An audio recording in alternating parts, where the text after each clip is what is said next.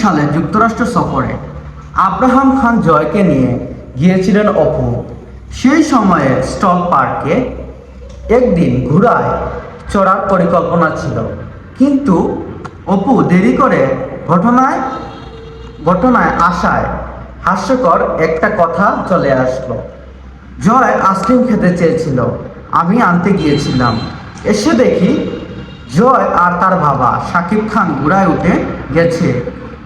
আমিও তখন দূর থেকে চিৎকার করে বলছি, এই আমাকে নেবা না? হাসতে হাসতে বলেন অপু।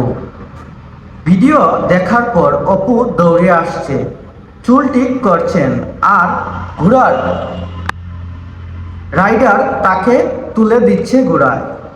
অপু জানান, আমি যখন ওদের কাছে গেলাম, সাকিব বলল, তুমি এমন করলে কেন? ও বলল, ইচ্ছে করেই করেছি, তুমি দৌড়ালে আমার ভালো লাগে।